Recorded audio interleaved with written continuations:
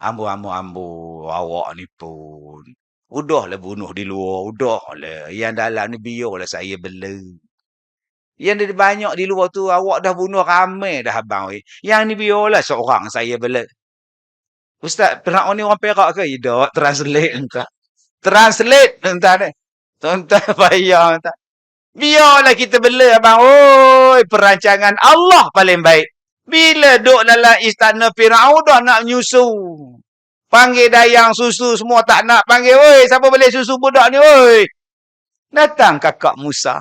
Tuanku, batik boleh tunjuk pada tuanku seorang perempuan yang boleh nyusukan budak ni. Panggil dia cepat. Datang mak Nabi Musa, letak Nabi Musa diam. Ngok. Makcik makcik duduklah sini, jagalah budak ni.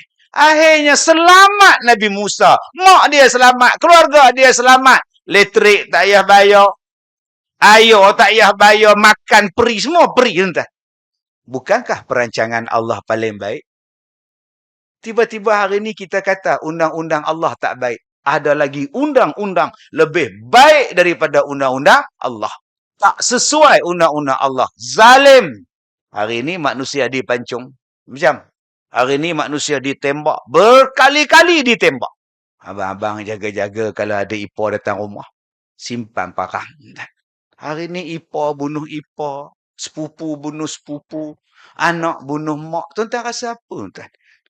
Nak jadi apa tuan? Jiran dengan jiran. Bawa vacuum jiran. Yang bergaduh di highway, yang bergaduh di lebuh raya. Yang pemandu mabuk, langgar orang pergi masjid. Budak kecil dibunuh, dicolek. Tak tahu siapa pula bunuh. Kalaulah ada satu undang-undang yang boleh menyekat daripada berlaku kezaliman. Itulah undang-undang terbaik.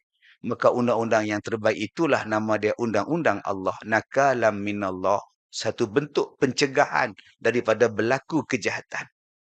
Tetapi dengan sebab kita anggap undang-undang ni tak relevan. Hanya sesuai di zaman Rasulullah. Maka kita pakai yang lain. Hari ni jadilah tuan-tuan. Tuan-tuan ada tabung di masjid. Dengan tabung dicuri sekali. Tuan-tuan ada kereta. Tak lama lagi saya agak kereta tuan-tuan kena pakai grill. Pakai cermin tak boleh dah. Rumah kita selagi tak ada grill. Tak masuk rumah kita. Duit kita dalam bank pun belum tentu selamat. Berapa ramai yang duk scam. Berapa ramai yang boleh curi duit. Tiba-tiba tinggal RM10 duit kita. Dia boleh buat tuan-tuan sekarang ni. Tuan-tuan nak kata apa? Teknologi hari ni. Tetapi yang boleh mencegahnya kata Allah. Nakalam minallah. Hanya Allah saja.